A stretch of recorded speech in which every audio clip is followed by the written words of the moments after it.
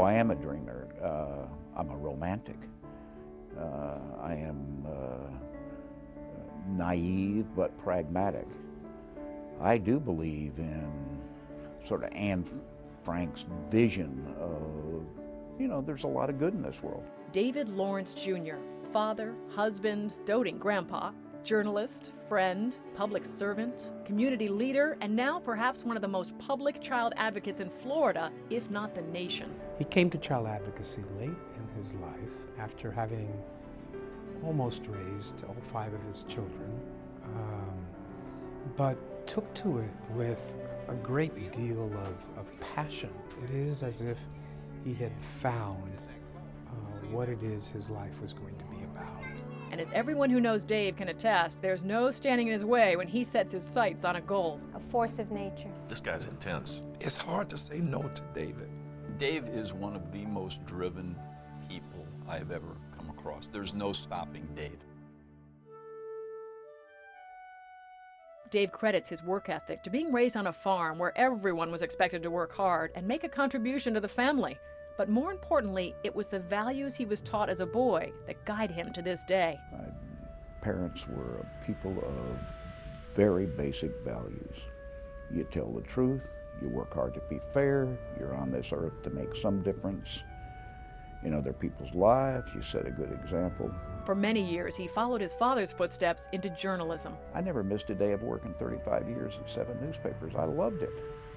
How many people get to interview the President of the United States on Air Force One, or ride around the barrios of Lima with Fujimori driving, or meet the Pope John Paul II and talk about Miami? But for Dave, there was always much more to his work than you could see at first blush. Joe Natoli remembers when Dave first arrived in town to become the new publisher of the Miami Herald. Dave had only been here a few weeks when he ran into Joe at dinner. This was a Saturday evening, and he said, "What'd you do today, Joe?" And I said, "You know, I got up, I read the paper, I went and played a little basketball, went to the beach, I took a nap, you know, that sort of thing." And there was this pause. And I said, "What'd you do, Dave?"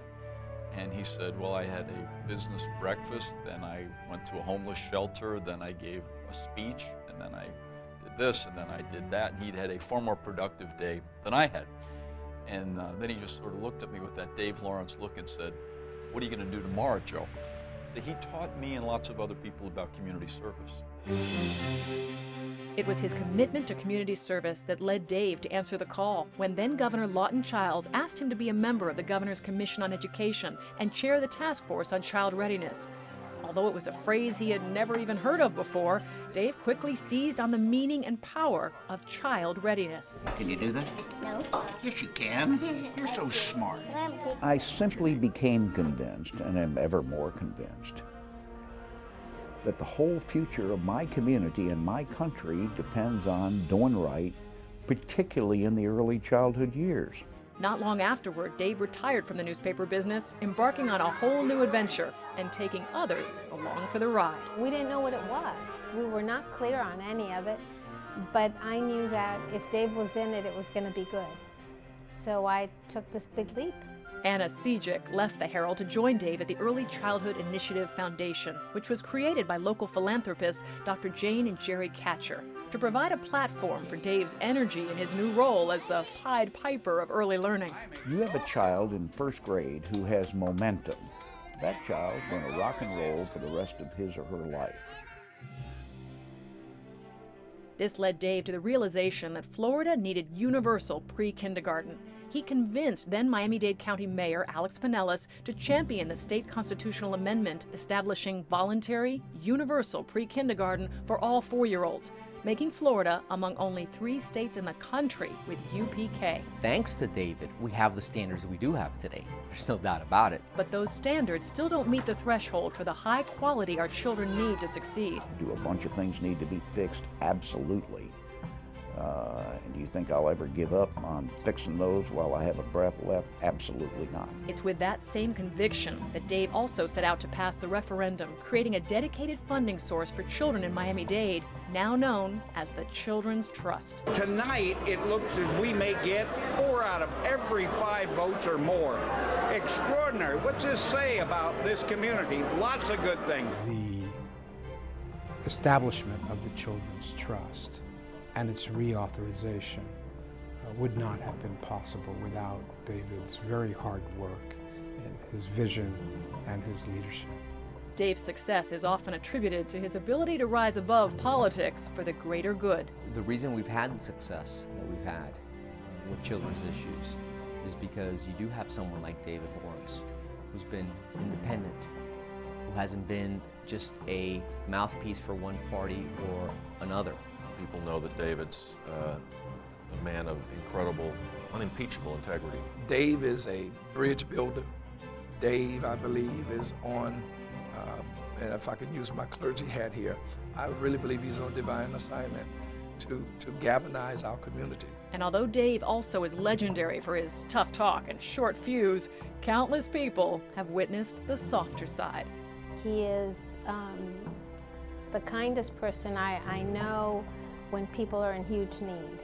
And I've seen Dave cross the state to go to a funeral for someone's parents, for someone's child, for someone's loved one.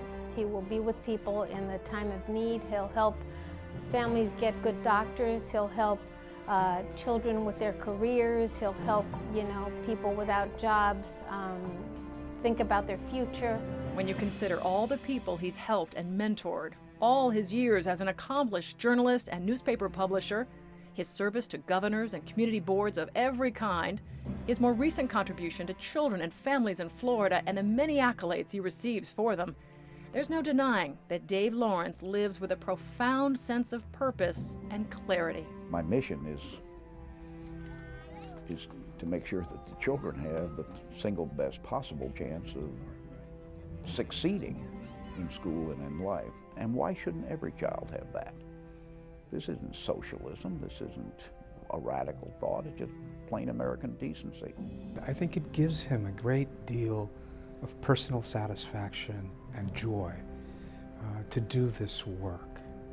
I think it gives him a sense of his legacy, of what he's leaving behind, that he is making the world a little better than how he found it. I plan never to retire, so don't anybody suggest I ought to retire. I'd love to see Dave relax one time just to see what it would be like. Just sit on the beach, chill out, whatever that means. I'm not a chilling out person. Not gonna happen.